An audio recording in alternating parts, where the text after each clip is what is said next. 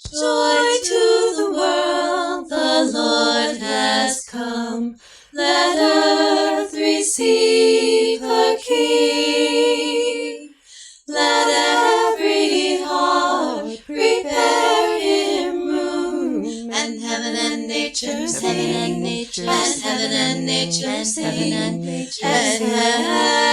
heaven and nature sing. Hello and welcome to day 6 of the CraftLit Christmas Extravaganza. These are our 12 days before Christmas.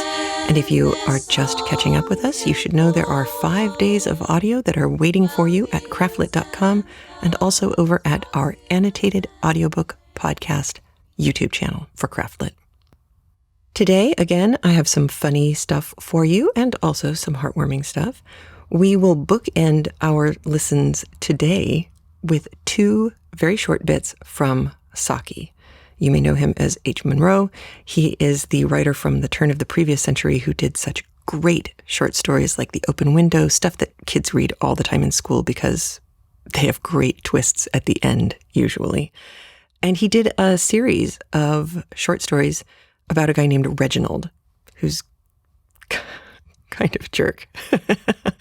And so we start today with Reginald on Christmas presents, and we will finish with a piece called Reginald's Christmas Revel. In between those two, we will listen to a piece called Grandmother's Christmas Story, which was written by an author named Elizabeth M. Laws Hibbard, and her pseudonym was Faith Wynne, W-Y-N-N-E. Her piece is read to us by Ruth Golding, which is always a good thing. And there isn't a ton of information that we have on Miss Hibbard/Wynne. We know that she was born in Indiana. She was born in 1836. She had moved there, or her family had moved there from Philadelphia. And it looks like Elizabeth began publishing after her father and brother died suddenly within 2 weeks of each other. It was bad. It's only after that time that she publishes, and it doesn't look like the family needed the money. So it is possible that she was just either prevented from or felt like she shouldn't publish while her father was alive. It's kind of hard to know, again, because not a lot was left behind about her. But she wrote quite a lot. The children's books that she wrote received really good reviews. She was very successful, yet nobody hears about her anymore.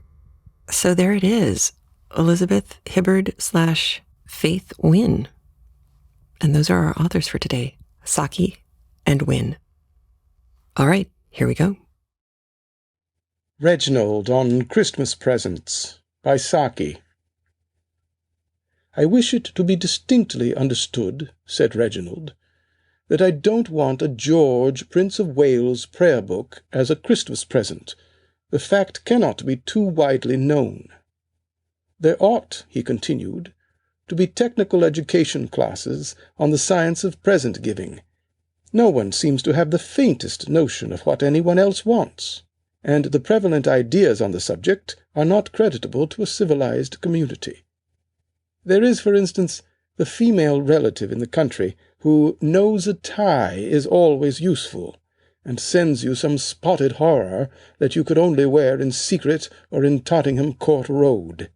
It might have been useful had she kept it to tie up currant bushes with, when it would have served the double purpose of supporting the branches and frightening away the birds. For it is an admitted fact that the ordinary tomtit of commerce has a sounder aesthetic taste than the average female relative in the country. Then there are aunts. They are always a difficult class to deal with in the matter of presents. The trouble is that one never catches them really young enough. By the time one has educated them to an appreciation of the fact that one does not wear red woolen mittens in the West End, they die, or quarrel with the family, or do something equally inconsiderate. That is why the supply of trained aunts is always so precarious. There is my Aunt Agatha, for example, who sent me a pair of gloves last Christmas, and even got so far as to choose a kind that was being worn and had the correct number of buttons. But they were 9s. I sent them to a boy whom I hated intimately. He didn't wear them, of course, But he could have. That was where the bitterness of death came in. It was nearly as consoling as sending white flowers to his funeral. Of course, I wrote and told my aunt that they were the one thing that had been wanting to make existence blossom like a rose. I'm afraid she thought me frivolous. She comes from the north, where they live in the fear of heaven and the Earl of Durham. Reginald affects an exhaustive knowledge of things political, which furnishes an excellent excuse for not discussing them. Aunts with a dash of foreign extraction in them are the most satisfactory in the way of understanding these things, but if you can't choose your aunt, it is wisest in the long run to choose the present and send her the bill. Even friends of one's own set, who might be expected to know better, have curious delusions on the subject. I am not collecting copies of the cheaper editions of Omar Khayyam. I gave the last 4 that I received to the lift boy, and I like to think of him reading them, with Fitzgerald's notes, to his aged mother. Lift boys always have aged mothers. Shows such nice feelings on their part, I think. Personally, I can't see where the difficulty in choosing suitable presents lies. No boy who had brought himself up properly could fail to appreciate one of those decorative bottles of liqueurs that are so reverently staged in Morrel's window, and it wouldn't in the least matter if one did get duplicates. And there would always be the supreme moment of dreadful uncertainty whether it was crème de menthe or chartreuse, like the expectant thrill on seeing your partner's hand turned up at bridge. People may say what they like about the decay of Christianity. The religious system that produced green chartreuse can never really die. And then, of course, there are liqueur glasses, and crystallized fruits, and tapestry curtains, and heaps of other necessaries of life that make really sensible presents, not to speak of luxuries, such as having one's bills paid, or getting something quite sweet in the way of jewelry. Unlike the alleged good woman of the Bible, I am not above rubies. When found, by the way, she must have been rather a problem at Christmas time. Nothing short of a blank cheque would have fitted the situation. Perhaps it's as well that she's died out. The great charm about me, concluded Reginald, is that I am so easily pleased. But I draw the line at a Prince of Wales prayer book. Fireside Christmas Short Stories. Grandmother's Christmas Story by Faith Wynne. Henrietta and Roland and Frank were spending the holidays at Grandmother's, and among the many gifts for the children there was a book full of pictures for Henrietta, and her brown head was bent over it very earnestly for at least 10 minutes, and she exclaimed, "Bringing in the Yule log. What does that mean, Grandmother?" And Grandmother replied, "It was an ancient English custom to have a log cut from the largest tree in the park on the last day of the Christmas holidays, and on the following Christmas Eve it was dragged in and placed upon the immense dogs on either side of the wide hearth. Those who dragged it in sang the while a carol, commencing, 'Come bring with a noise, my merry, merry boys, the Christmas log to the firing.' It was then kindled with a brand from last year's Christmas fire that had been kept for the purpose, and with the light of this huge Yule log, the great hall or dining apartment would be in a rich, warm glow." "How perfectly lovely!" cried the impulsive Roland, springing upon Grandmother's lap and giving her a quick little hug, while Henrietta and Frank drew near with eager faces. "Please tell us more. Can't you tell us a story?" said Henrietta, "either about Christmas or New Year's?" "And let it begin when I was a little girl," said Roland. "That's just like Roland," said Frank. "He would always rather a story should commence when I was a little girl, or boy, than once upon a time." "Well, suppose I commence once upon a time when I was a little girl," said Grandmother, smiling at the 3 satisfied nods. "Once upon a time when I was a little girl, I spent the holidays with my parents in England, visiting some dear friends. The little daughter Elsie was about my own age, and she had 2 little cousins visiting her. one from Germany named Gretchen, and one from France named Adele. On Christmas Eve we fell into quite a dispute. Elsie and I were quite sure Santa Claus with his sleigh and reindeer would soon be prancing over the roof, whose peaks I feared would prevent his reaching the chimney in safety, when Gretchen said St. Nicholas was the one who brought gifts, and he rode upon a white horse, carrying a basket on one arm filled with toys for the good children, and holding in his hand a bundle of switches for the naughty, disobedient ones. Our presents, said Adele, are generally brought on New Year's Eve instead of Christmas by a young maiden dressed in white, with long white hair flowing over her shoulders, and a gold crown upon her head set round with burning tapers. In one hand she holds a silver bell, and in the other a basket of sweetmeats. We decided finally that we must not quarrel for fear the bundle of switches might be left for us, and so Elsie, Adele, and I hung up our stockings, and Gretchen knelt before the wide fireplace and held out her little apron, begging St. Nick to let fall a pretty gift. And then she polished her little shoes and filled them with oats for St. Nick's white horse, and set them in the fireplace. While we were thus engaged, we heard the blowing of a horn. "Hark!" said Elsie, "there are the mummers." She ran to the window, and we followed, wondering and a little frightened, but we only saw in the moonlight 6 human figures, dressed grotesquely, who, Elsie told us, went from house to house on Christmas Eve, and wherever admitted, giving a rude kind of dramatic performance.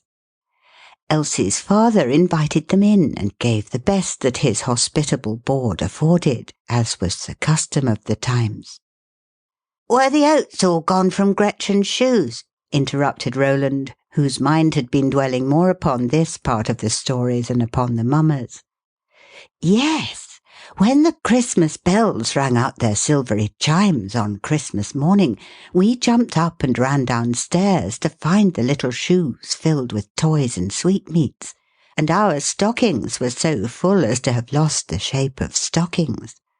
After breakfast we were invited into a room wreathed in evergreen, smelling sweet and fresh and wholesome, where a beautiful Christmas tree met our astonished eyes. It had all been arranged so quietly that we knew nothing of it. After breakfast, the good mistress of the house sent out generous rations of beef and bread to the poor, and asked each of us to share our gifts with less favoured children, that we too might know the blessedness of giving as well as receiving. I wonder if you know, my dears, that our Christmas tree originated in Germany, and our Christmas stocking in Belgium, while the Merry Christmas and Happy New Year is the old English greeting shouted from window to street and street to window. It is a beautiful custom, wherever originated, of laying down old animosities with the old year, and beginning the new year with goodwill to all men.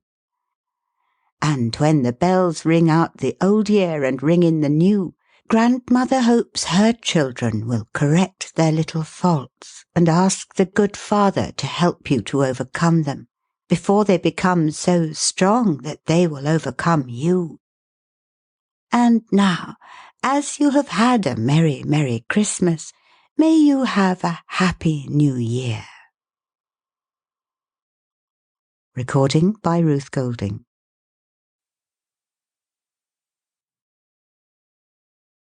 Reginald's Christmas Revel by Saki. "They say," said Reginald, "that there's nothing sadder than victory except defeat. If you've ever stayed with dull people during what is alleged to be the festive season, you can probably revise that saying. I shall never forget putting in a Christmas at the Babwolds. Mrs. Babwold is some relation of my father's, a sort of to-be-left-till-called-for cousin, and that was considered sufficient reason for my having to accept her invitation at about the 6th time of asking, though why the sins of the father should be visited by the children, You won't find any notepaper in that drawer. That's where I keep old menus and first night programs. Mrs. Babwold wears a rather solemn personality and has never been known to smile, even when saying disagreeable things to her friends or making out the stores list. She takes her pleasures sadly. A state elephant at Durbar gives one a very similar impression. Her husband gardens in all weathers. When a man goes out in the pouring rain to brush caterpillars off rose trees, I generally imagine his life indoors leaves something to be desired. Anyway, it must be very unsettling for the caterpillars. Of course, there were some other people there. There was a Major Somebody who had shot things in Lapland, or somewhere of that sort. I forget what they were, but it wasn't for want of reminding. We had them cold with every meal almost, and he was continually giving us details of what they measured from tip to tip, as though he thought we were going to make them warm underthings for the winter.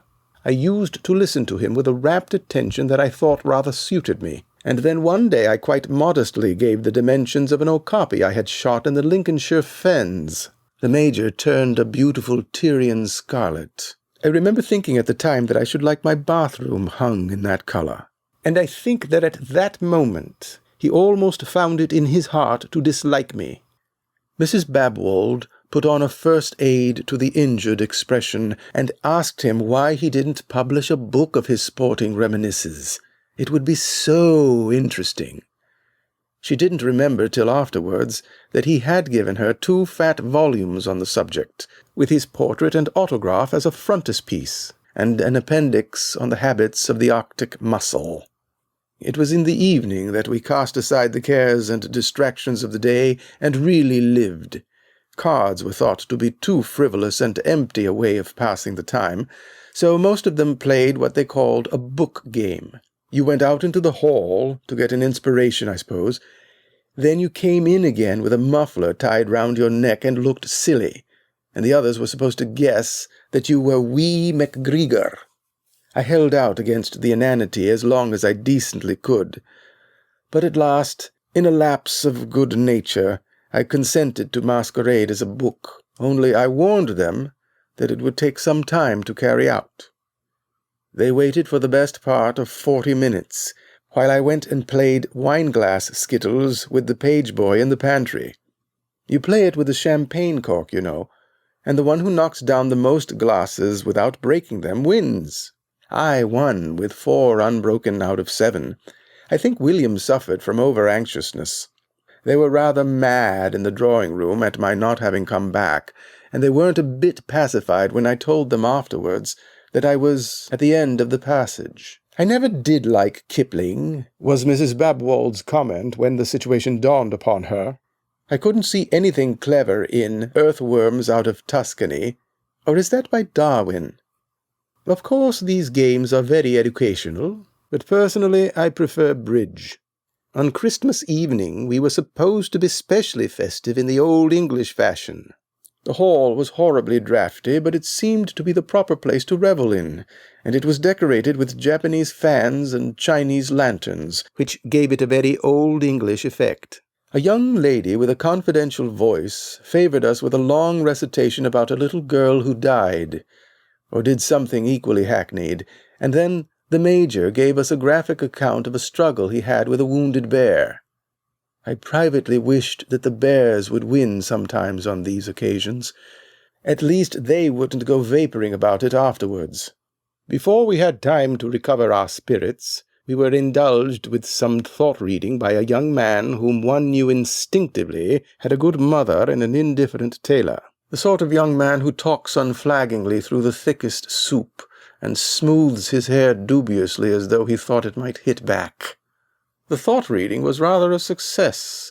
He announced that the hostess was thinking about poetry, and she admitted that her mind was dwelling on one of Austen's odes, which was near enough. I fancy she had been really wondering whether a scrag end of mutton and some cold plum pudding would do for the kitchen dinner next day. As a crowning dissipation, they all sat down to play progressive Halma, with milk chocolate for prizes. I've been carefully brought up, and I don't like to play games of skill for milk chocolate, so I invented a headache and retired from the scene. I had been preceded a few minutes earlier by Miss Langshon Smith, a rather formidable lady, who always got up at some uncomfortable hour in the morning, and gave you the impression that she had been in communication with most of the European governments before breakfast. There was a paper pinned on her door with a signed request that she might be called particularly early on the morrow. Such an opportunity does not come twice in a lifetime.